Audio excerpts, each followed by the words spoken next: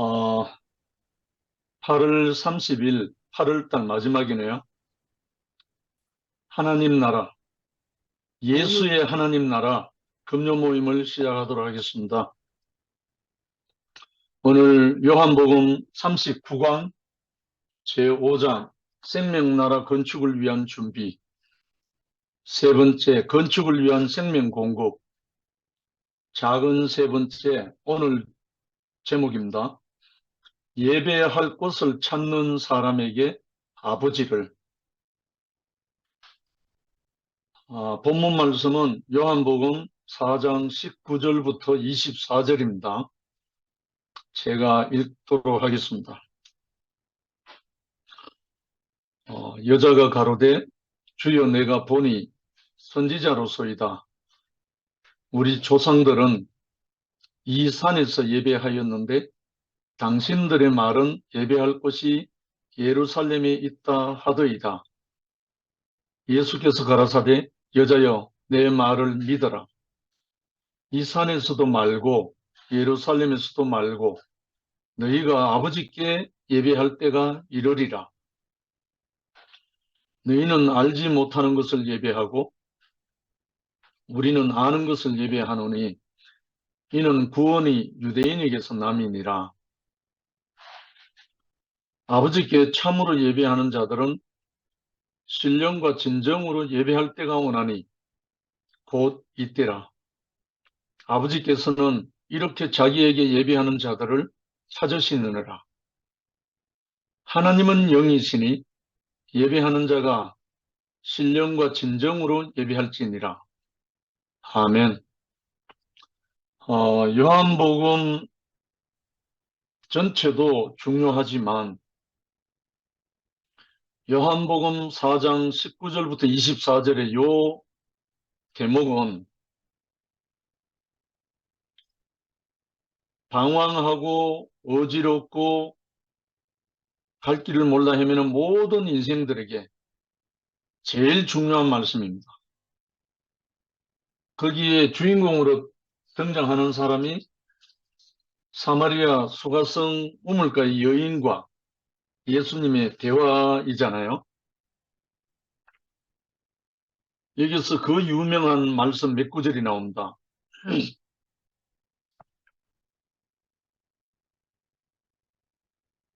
여자여 내 말을 믿어라. 이 산에서도 말고 예루살렘에서도 말고 너희가 아버지께 예배할 때가 이르리라. 아버지가 나온다. 아버지. 그 다음에 22절에 보면 너희는 알지 못하는 것을 예배하고 우리는 아는 것을 예배하노니 이는 구원이 유대인에게서 남이니라. 예수가 하신 말씀 중에 유대인에게 대한 특별한 말씀 중에 한마디가 바로 이 말씀입니다. 구원이 유대인에게서 남이니라. 유대인 하는 말은 시오니즘이거든요. 다른 말로 하면 하나님을 찾는 백성이란 뜻입니다. 구원이 어디서 나오느냐 하면 하나님을 찾는 백성에서 나온다 이 말이죠. 아멘이잖아요. 그래서 아버지께 참으로 예배하는 자들은 신령과 진정, 여기는 뭐 액면 그대로 신령과 진정이 되는데 이걸 그대로 직역을 하면 영과 실제로 예배할 때가 온다. 영과 실제. 그러면 신령이라고 되어 있지만 영과 실제로 예배할 때가 오나니 곧 이때라. 아버지께서는 이렇게 자기에게 예배하는 자들을 찾으신다. 자기에게 이렇게 예배하는 자들을 찾으신다. 다른 말 기다리신다. 마지막에 하나님은 영이시니 예배하는 자가 영과 실제로 예배할지니라. 그러니까 하나님은 영이시기 때문에 그 영으로 예배하지 않으면 헛속으란 말이죠. 하나님은 영이시기 때문에 하나님의 영으로 예배하지 않는 것은 전부 다 하나님께 상달이 안 되는 거죠. 쉽게 말해서 자기들끼리 북치고 깽가리치고 노는 거죠. 이게 뭐였냐면 모세가 시내산에서 십계명 돌판을 받아서 내려올 때 밑에 그걸 기다리지 못해서 아론과 그 백성들이 금송아지 만들어 놓고 난리 법석을 떠는 모습 있죠. 모세가 죽었는지 살았는지 안 내려오니까 우리를 인도할 신을 만들어라 이래가지고 금송아지를 만들어 놓고 춤추고 난리 법석을 떨었다 이거죠. 바로 이겁니다. 이 모습입니다. 하나님의 말씀은 온데간데 없고 하나님의 영은 온데간데 없고 자기들끼리 노래하고 좋다고 춤추고 난리치기는 이거예요. 이거. 이게 하나님과는 상관없는 예배라는 거죠. 오늘날 또 많은 교회들이 이러고 있습니다. 영과 실제로 예배한다. 어디 앞에서? 아버지 앞에서. 아버지가 누구십니까? 하나님이잖아요. 하나님 아버지. 그걸 구체적으로 말하면 우리 주 예수 그리스도 아버지의 하나님. 이 하나님. 그래서 예수님이 아버지께서 내 이름으로 너희에게 보내실 성령 그가 모든 것을 생각나게 한다. 이 말을 하셨죠. 결국은 아버지께서 내 이름으로 그리스도의 이름으로 보내실 성령 그가 영이잖아요. 영. 성령이잖아요. 성령으로 함께 할 때 예배가 된다 이거예요. 왜냐하면 성령이 함께 하시지 않으면 우리는 우리의 육적인 욕심으로 하기 때문에 그 하나님과는 무관하다는 거죠. 그래서 오늘 이 말씀이 소제목 예배할 곳을 찾는 사람에게 아버지를 아주 중요한 대목입니다. 인생은 왜 목이 마른가? 사람이 목마른 것은 위로부터의 공급이 없기 때문이다. 위, 아버지 하나님이죠. 방황하는 것은 온전하게 자신을 드릴 곳이 없기 때문이다. 그러니까 하나님 아버지로부터 영으로 공급을 받고 그 공급을 받은 것으로 인해서 자신을 드려야 할 곳이 있어야 목이 마르지 않다는 거예요. 하나님의 성령으로 공급을 받고 그 공급받은 그 성령의 전이 된 성전이 된 이 몸을 드릴 곳이 있는 사람은 전혀 목마르지 않다는 거예요. 다른 말로 영생이 함께하기 때문에. 사마리아 여인은 남편이 없으므로 공급이 없어서 목이 마르고 참된 예배가 없어서 자신을 드리지 못해 방황하는 인생을 상징하고 있다. 사마리아 우물가 여인이 수가성 여인이 다른 사람이 아니고 하나님의 영을 떠난 사람들, 하나님이 먹으라고 하는 생명과를 먹지 않고 선악의 지식을 먹고 하나님으로부터 단절되어서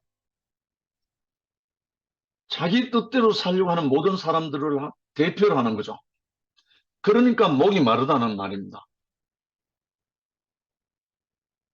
이 여자는 자기의 사정을 깊이 알고 있는 예수님에게 당신은 선지자이십니다. 모든 것을 다 알고 계시니 어디가 참으로 예배할 곳입니까? 하고 물었다. 이상하잖아요. 네 남편을 데려오라 하니까 나는 남편이 없나이다 하니까 네 말이 옳다. 지금 있는 남편도 네 남편이 아니다. 마치 모든 것을 다 아는 사람으로 딱 드러나니까 자기의 모든 것을 다 아는 사람 드러나니까 당신은 선지자군요. 이렇게 화답을 했죠. 그런데 두 번째 질문이 참으로 예배할 곳이 어디입니까? 어디서 예배해야 됩니까? 이렇게 물었어요. 그래서 나 왜 갑자기 예배할 곳을 물었던가? 예배. 예배란 말이 자기를 드리는 거예요. 하나님을 찬양하고 하나님을 경배하고 하나님께 자기를 드리는 거예요. 드리는 게 예배예요. 뭐 노래하고 춤추고 뭐 자기 좋아서 하는 그게 예배가 아니고 우리 인생을 하나님께 드리는 그 자체를 예배라고 그래요. 그러니까 우리 존재 자체가 드려지지 않고 성령으로 영으로 드려지지 않고 하는 모든 것은 예배가 아니죠. 그래서 우리가 찬송을 하든 기도를 하든 뭘 하든 그 하나님의 성령이 오셔서 우리를 하나님께로 관계하게끔 해서 우리가 들어질 때 그게 참 예배가 되는 거예요. 참 예배가 되면 어떻게 되느냐? 하나님의 생명이 우리에게 흘러서 우리는 하나님의 배필이 되고 하나님의 증인이 되고 하나님을 찬양, 다른 말 하나님의 영광이 찬양이 된다는 거예요. 그러니까 이 예배라는 말이 오늘날은 그냥 종교적인 의식 예배라는 말로 변질되어 있지만 진실로 예배라는 말은 나를 드리는 거예요. 그것은 당시 유대인들은 예루살렘에 있는 성전에서 예배할 것을 주장하고 있었고 사마리아인들은 그리심 산에 있는 성전에서 예배할 것을 주장하고 있었기 때문이다. 이것은 그들의 역사 속에서 만들어진 종교적인 문제였다.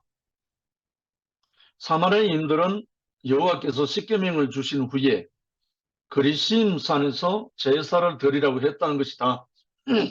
신명기 27장 11절부터 13절에 나와 있어요. 제가 한번 읽어드릴게요. 모세가 당일에 백성에게 명하여 가로되 너희가 요단강을 건넌 후에 가나안 땅에 들어갔어 이 말입니다. 시므온과 레위와 유다와 이사갈과 요셉과 베냐민은 백성을 축복하기 위하여 그리심산에 서고 르우벤과 갓과 아셀과 스불론과 단과 납달리는 저주하기 위하여 에발산에 서고 이렇게 돼 있어요. 그러니까 그리심산에서는 축복을 위해서 서고 에발산에서는 저주하기 위해서 쓴다 이 말인데 이 말은 신명기에 다 나오잖아요. 이렇게 하면 너희가 축복이 되고 이렇게 하지 않으면 너희에게 저주가 될 것이다. 이렇게 말하는 겁니다. 그걸 대표로 할 때 축복을 할 때 대표적인 산이 어느 산이냐면 그리심산입니다. 그리심산은 축복의 산이고 에발산은 저주의 산입니다. 이걸 창세기로 올라가면 생명과를 먹으면 축복이 되고 관계가 회복되고 관계가 영생이니까. 그런데 먹지 말라고 정령축으로 했던 선악의 열매를 먹은 사람은 자동으로 저주가 되는 거죠. 그게 다른 말로 에발산이라는 뜻이죠. 그러니까 이거는 모세 시대에 뭐 처음 등장한 게 아니고 창세 때부터 이미 나와 있어요. 신명기 전체가 축복과 저주로 딱 나눠져 있어요. 신명기 말씀이. 그래서 너희들이 이렇게 하나님의 말씀을 따르면 축복이 되고 모든 너희 백성들이 이스라엘 백성들이 축복이 되고 그렇지 않고 이렇게 하면 저주가 될 것이다. 이 말입니다. 그래서 모세는 요단강을 못 건넜잖아요. 반석을 자기 분냄으로 두드리는 바람에 하나님의 영광을 못 나타냈다고 가나안 땅에 들어가지 못하고 요단강 이편에서 그만 하직을 하잖아요. 그걸 알고 모세가 이렇게 당부를 하는 겁니다. 모세가 당일에 백성에게 명하여 가로되 너희가 요단을 건넌 후에, 아직 건넌 게 아니고 건넌 후에 시몬과 레위와 유다와 이스라엘과 요셉과 베냐민은 백성을 축복하기 위하여 그리심산에 서고, 르우벤과 갓과 아셀과 서불론과 단과 납달리는 저주하기 위하여 에발산에 서고, 이렇게 당부를 했어요. 그래서 이걸 근거로 해서 사마리아 여인이, 수가성 우물가 여인이 예수에게 말하기를, 우리 조상은 이 그리심산에 예배를 드렸습니다. 하나님께 단을 쌓았습니다. 그리고 성경에도 보면 아브라함이 그리심산에 단을 쌓았어요. 그 다음에 야곱도 그리심산에 단을 쌓았어요. 그리고 여기 나오듯이 모세가 당부한 것도 그리심산에 축복을 명하기 위해서 거기 쓰라고 되어 있잖아요. 그래서 그리심산에는 성전이 있었어요. 그런데 언제부터 예루살렘 성전으로 이전하게 되었는가? 이스라엘이 통일왕국이 되고 난 다음에 이 그리심산에 있는 성전을 옮겨서 예루살렘 성전을 솔로몬이 짓다 보니까, 그래서 예루살렘 성전에서 유대인들은 예배를 드리고, 그 다음에 사마리아와 그쪽 있는 모든 사람들은 그 지방에 있는 그리심산에서 예배를 드렸다. 그런데 당신은 선지자 같은데 이런 상황에서 어디서 예배를 드려야 합니까? 이렇게 물은 거예요. 배경 설명을 제가 해드리는 겁니다. 그러니까 예수님이 하신 말씀이 오늘 아주 중요한 말씀이에요. 지금 오늘날 우리에게 적용되어 있는 상황입니다. 11시에 예배를 드려야 되느냐? 함께 예배를 드려야 되느냐? 오후 2시에 예배를 드려야 하느냐? 이런 문제가 아니라는 겁니다. 이 문제가 아니고,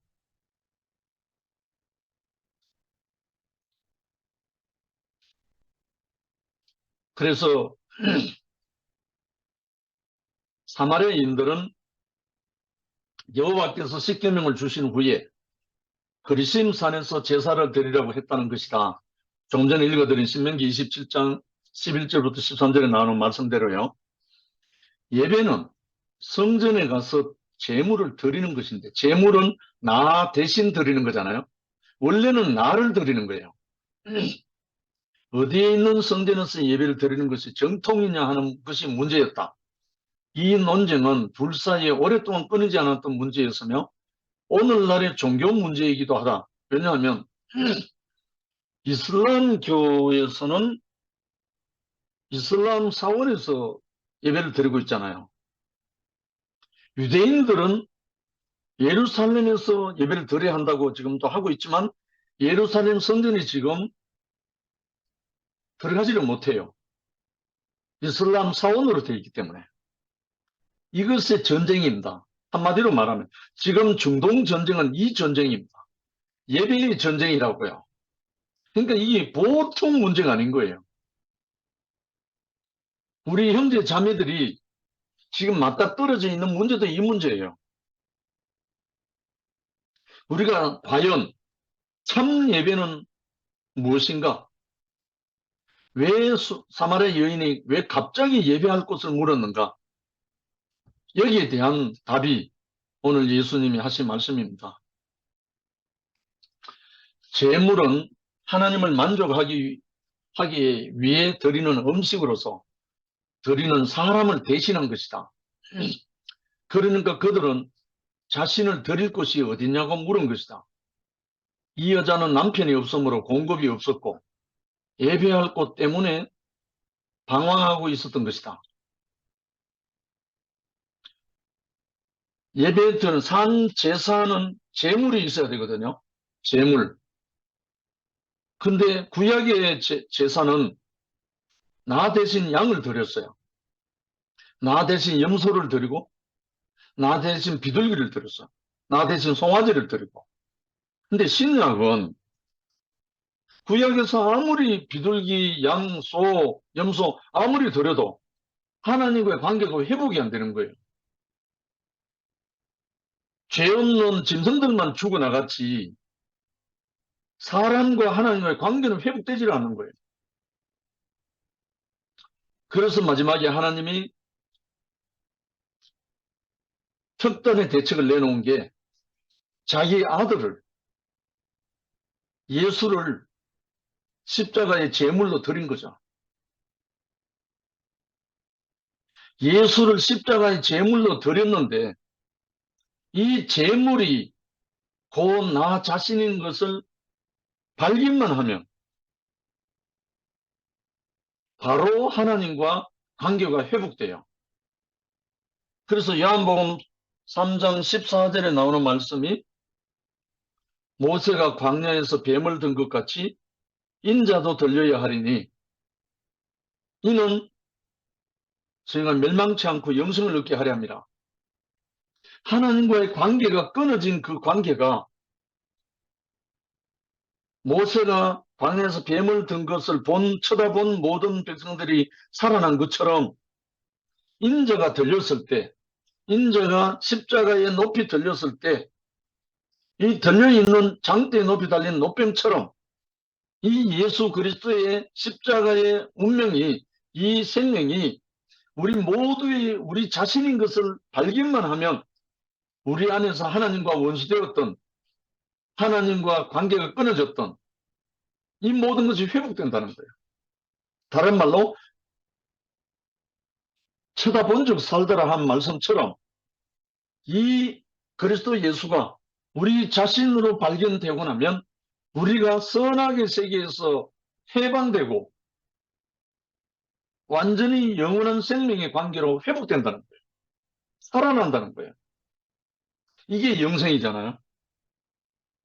그래서 예수님이 너희가 내 안에 내가 너희 안에 내가 아버지 안에 이 관계가 회복되는 거죠. 이것을 먹는 날엔 정령 죽으리라 했던 그 선악의 지식의 열매를 먹은 사람은 하나님과의 관계가 단절되어 버렸잖아요. 이 단절된 관계, 이것 때문에 하나님의 생명이 공급이 될 수가 없는 거예요.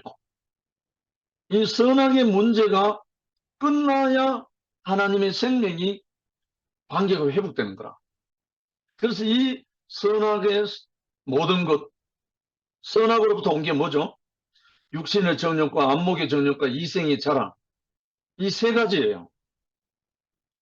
육신의 정욕, 안목의 정욕, 이생의 자랑이 이 십자가에서 끝나는 것이 하나님이 아들을 보내주신 목적이에요. 그래서 이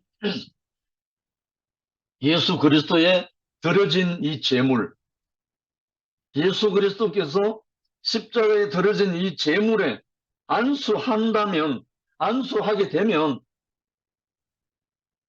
안수하는 사람은 그 사람과 함께 회복이 된다는 거예요. 이 경험을 해본 사람은 아주 리얼하게 경험하게 돼요.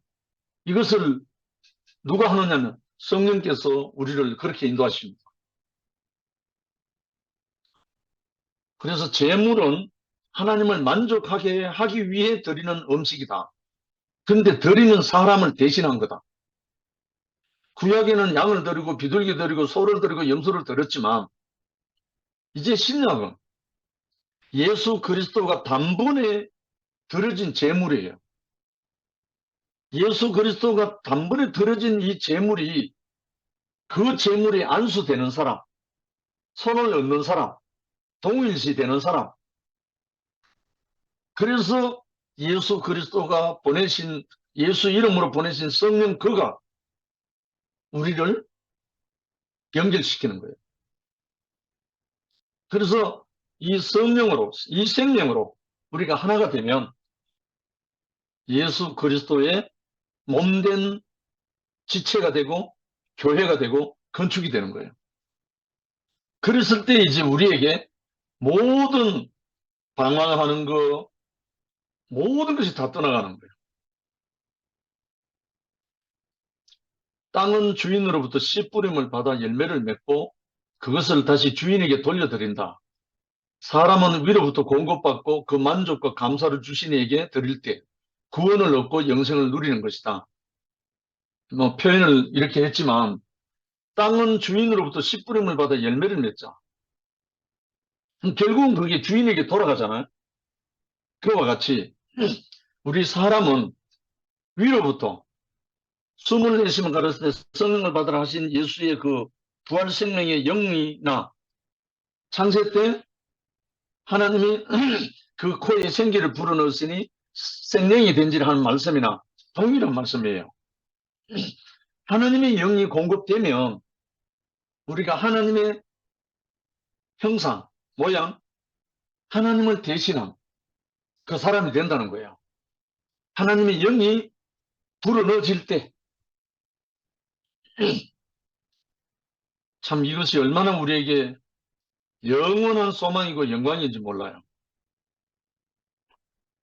아담은 선악과를 먹고 하나님같이 되려고 하다가 공급을 잃었기 때문에 헛되이 수고하는 열매를 얻지 못한다. 따라서 자신을 내놓을 것도 없고 돌려드릴 것도 없는 것이다. 이래서 인생은 알맹이 없는 비삭처럼 쭉정이 허무한 인생이 되는 거죠. 인간은 자신이 할 수 있는 것은 무엇이나 다 이룬 셈이다. 그러나 하나님같이 되려는 것은 모두 실패하고 거짓 열매만 만들고 있다. 과학의 발전은 실로 상상할 수 없는 업적을 이루었다. 앞으로 얼마나 더 발전을 가져올지 아무도 예측할 수 없다. 그런데 하나님같이 되려고 하는 노력은 하면 할수록 거짓만 만들게 된다. 아멘. 이것은 특별히 종교적인 분야에서 두드러진다. 아담이 타락한 후 가인과 아벨은 맨 먼저 자신의 최고의 열매로서 최선의 종교를 시작했으나 결과는 살인을 가져왔다. 참 비참하게 결과가 나온 거죠. 먹기는 하와가 먹었잖아요. 선악과를. 먼저 하와가 선악과를 먹고 그 다음에 자기와 함께한 남편 아담에게 줬어요. 그 선악과를 주기 전에는 아담이 참 남편이었어요. 생명의 남편이었다고요. 그런데 선악과를 먹고 난 하와가 그 선악과를 자기와 함께한 남편에게도 주니까 그걸 받아 먹은 그 즉시 그 아담은 무슨 남편이 된다는 선악의 남편이 되어버립니다. 심판하는 남편이 되고 정죄하는 남편이 되어버립니다. 왜? 선악에 들어가 버렸기 때문에. 그래서 이제 관계가 어디까지 가느냐 하면 싸움도 소소한 것으로부터 시작하잖아요. 부부 싸움도 그렇고 세상의 싸움도 그렇고 전쟁, 나라와 나라 전쟁도 그래요. 소소한 것으로 시작해서 마지막에는 뭐가 나오냐면 살인이 나옵니다. 최선의 종교가 결과가 뭐냐면 살인입니다. 벌써 나와 있어요. 가인이 아벨을 죽였잖아요. 다른 이유가 아닙니다. 서로 드렸던 재물이 연락되고 안 되고 그 문제 때문에 자존심이 상해서 분노가 일어나서 동생을 죽인 거죠. 이것의 계속 연속이 인간 문화입니다. 문명입니다. 그런데 유대인들은 그들의 전통대로 예루살렘 성전에서 제물을 드려야 한다고 주장하고 사마리아인들은 그리심산에서 드려야 한다고 주장한다. 이것은 그들의 역사와 전통에 따라 만들어진 어쩔 수 없는 문제였지만 이것을 최선의 방법으로 정해놓고 하나님께 제물을 드리려고 했던 것이다. 어쩔 수 없잖아요. 왜? 그렇게 배우고 그렇게 해왔기 때문에 다른 방법이 없으니까. 그러나 하나님은 그들의 주장과 달리 자신이 원하는 제물을 자신이 계신 곳에서 받으신다. 할렐루야. 성막의 제단에서 양을 제물로 받으시던 여호와 하나님은 십자가에서 아들을 제물로 받으셨다. 구약에서는 성막의 제단에서 양을 제물로 받으시던 하나님이 십자가에서 아들을 제물로 받으셨다. 어느 때는 성막에서 그 백성을 부르셨지만 그 아들 예수는 겟세마네로 부르셨다. 완전히 시즌이 바뀐 거죠. 이건 혁명이에요, 혁명. 그런 점 누가 무엇을 원하는 줄을 알고 그에게 드리며 누가 그의 계신 곳을 알아서 그에게 나아갈 수 있으랴. 하지만 그의 부르심에는 후회하심이 없다고 말씀했다. 로마서 11장 29절에. 그래서 예수님이 이 여인에게 오늘 해답, 진실한 답변 이제 말씀했죠. 자, 어느 곳이 참으로 예배할 곳인가? 이것은 대단히 중요한 문제다. 예수께서는 이 산에서도 말고 저 산에서도 말고 아버지께 예배할 때가 왔다고 했다. 이것은 지역이나 역사나 교리나 전통, 결부된 사람들의 생각 속에 있는 일체적인 어떤 의식적 예배가 아니다. 이미 그 의식적 예배는 없어졌다는 것을 보여준 거다. 아버지께 예배하는 자들은 영과 성령과 진실로 예배한다. 말씀하심으로써 예배의 실제를 보여주셨다. 이것은 예배의 혁명이다. 그래서 우리가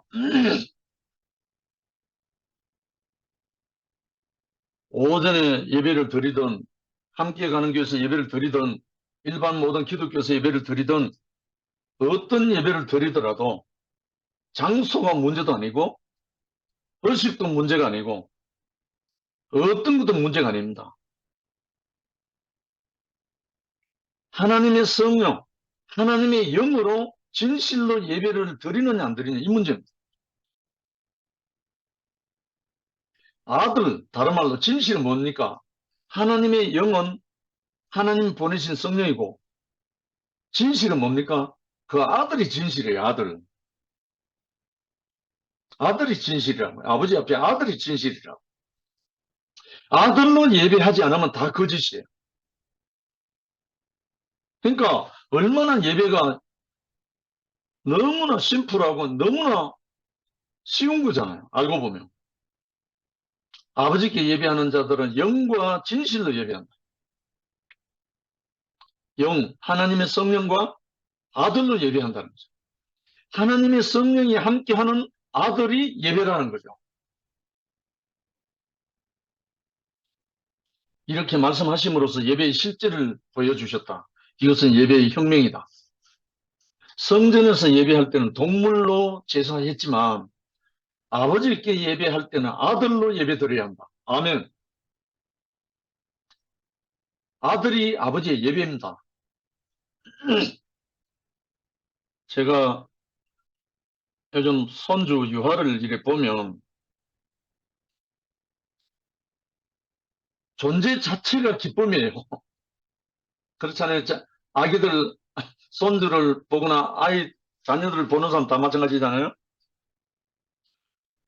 움직이고 웃고 기어다니고 일어서고 먹고 하는 모든 것 존재 자체가 기쁨이에요.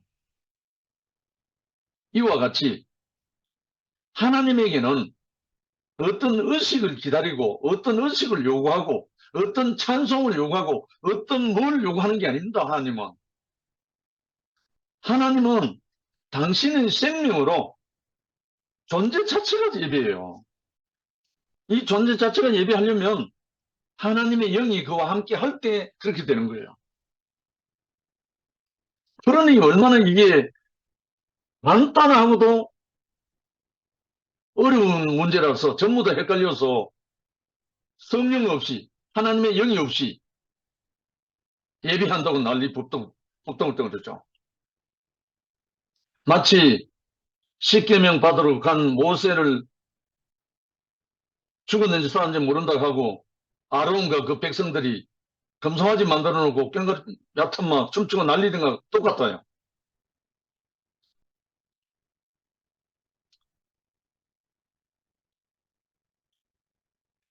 아담은 생명 공급을 받지 못해서 아들을 예배할 수가 없었다.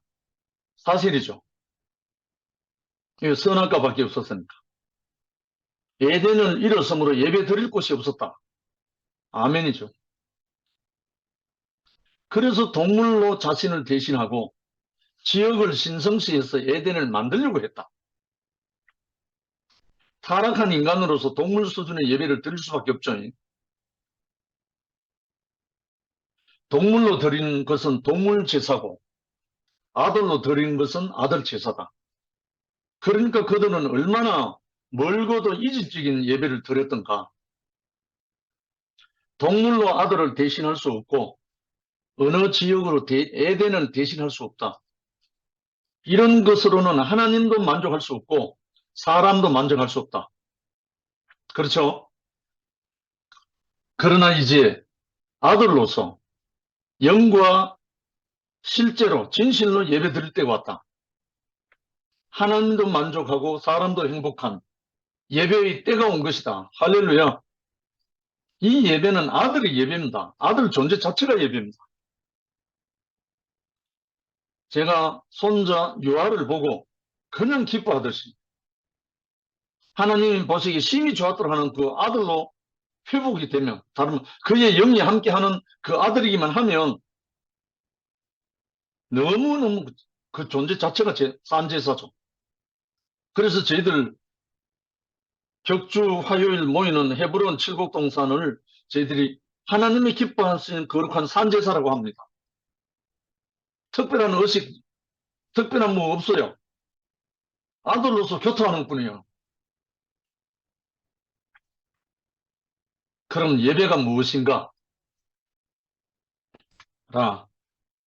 그럼 예배란 말은 굽히다, 굴복하다, 온 말로 제물을 드리는 것으로 아버지 하나님께 봉사, 섬김인 것이다. 다른 말로 아버지 앞에 아들은 존재 자체가 근원을 향한 아들이잖아요. 여기서 이제 제가 제 고백을 할 수밖에 없는 게, 제가 대구교회 오고 난 다음에 십수년 흐르고 난 다음에요. 제가 대구교회에서 깊은 흙 속에 들어간 3년이 있습니다. 교회에서 공개적으로 심판을 받고 정죄를 받고 판단을 받고 돌무더기 속에 들어간 적이 있습니다. 3년 동안. 그때에 저는 아무것도 할 수 없는, 나를 잃어버리고 실어증이 와버리고 사람 보기가 두려워서 공황이 오고 그런 상태로 한 3년이 살았습니다. 그러나 교회에는 한 번도 안 빠졌습니다. 교회 와서 제일 뒷자리에 앉아 있다가 마치고 제일 뒤에 마지막으로 나가고, 이 생활을 아무 소리 안 하고 3년을 살았습니다. 그 3년 지난 후에 저에게 아무 이유가 없는, 아멘밖에 할 수 없는, 누가 뭘 말해도 예밖에 할 수 없는 그 아멘 인생이 예수 형상이 비춰왔어요. 빌라도의 뜻대로, 유대인들의 뜻대로 십자가로 갈 수밖에 없는, 그래서 아멘 주 예수여 오시옵소서, 아멘이시여 충성되고 참된 정인이시니가 가로사대, 그래야 우리도 아멘하여 하나님께 영광을 돌리자. 왜 아멘 할 수밖에 없는 예수였는지, 그리스도였는지, 그 비밀이 저에게 열렸습니다. 그래서 그때부터 저는 닉네임을 아멘 인생으로 했습니다. 그때부터 제가 유튜브 아멘 인생을 시작을 했습니다.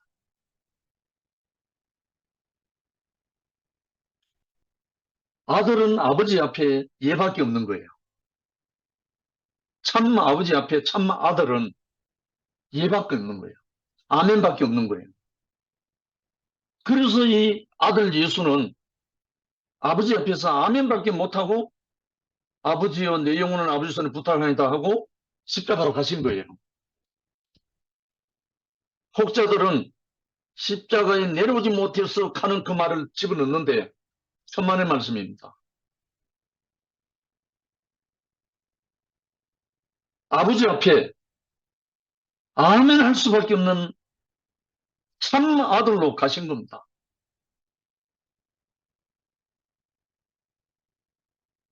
십자가에 못 박혀 내려오지 못해서 죽은 예수라는 말이 합당치 않습니다. 하나님 앞에 아멘밖에 없는, 이해할 수밖에 없는 빌라도의 뜻대로, 유대 제사장과 장로들의 뜻대로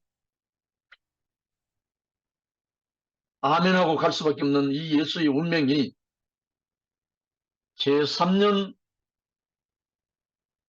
흙 속에 있다가 나온 저에게 새로운 빛이 왔습니다. 그리고 그 후에 제가 저희 아버님께 설날에 세배하러 갔다가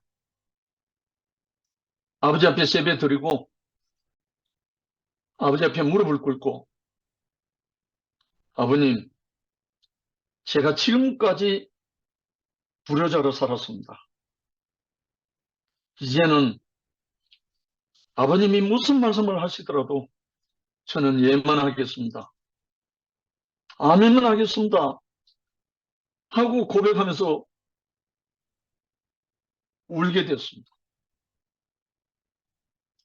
그래서 아버지가 그때까지 저를 이단에 빠진 사람이라고, 아들이라고 집 나가라 하고 늘 핍박했던 아버지였습니다. 제가 그렇게 아버지 앞에 무릎 꿇고 아버지 앞에 무조건 아멘 하겠습니다, 예만 하겠습니다 하고 고백하고 나니까 제 손은 덥석 잡고, 시가 이제 너그 교회 갔구만. 아버지가 완전히 다른 분으로 나타나셨습니다. 그때 제 손을 잡은 아버지 손이 벌벌 떨고 있었어요.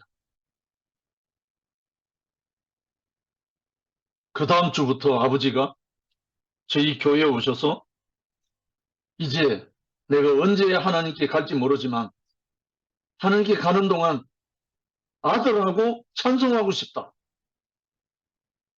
이래서 아버지가 아들하고 찬송하고 싶다 하는 말씀을 하시면서 우리 교회에서 580곡 찬송가를 들고 나오셔서 찬송하기 시작한 겁니다. 다른 말로 아들이 찬송이 된 거죠. 아버지 앞에 아들이 찬송이 된 거죠. 다른 말로 아버지 앞에 아멘밖에 없는 아들이 찬송이 된 겁니다. 우리가 입술로 노래하는 게 찬송이 아닙니다. 우리 인생이 아버지 앞에 아멘만 되는 그게 찬송이 됩니다. 우리 인생이 하나님 앞에 온전히 들어진 그것이 찬송입니다. 멜로디 화음 맞춰갖고 노래하는 것도 좋죠. 그러나 그것을 하나님 받으신다는 게 아니고 우리 인생이 아버지 앞에 아멘한 그 인생이 찬양이라는 말, 영광이 찬송이란 말. 그럼 그때부터 저는 아버지 앞에 아들로 회복이 됐습니다. 그때부터 저희 아버지와 저와 사이에는 모든 벽이 허물어졌습니다. 아무 이유가 없어졌습니다. 그때부터 아버님 돌아가실 때까지 네 원하는 대로, 네가 원하는 대로 그렇게 핍박하셨던 아버님이 전적으로 아들에게 맡기고 교회 생활하시다 가셨어요. 저는 거기서 무엇이 아들이고 무엇이 아버지에게 찬양이 되는지 그때 알았습니다. 내가 조그마한 이의를 달거나 내가 조그마한 무엇이 있어서 아버지와 아멘하지 않을 때 그거는 저는 아들이 아니었습니다.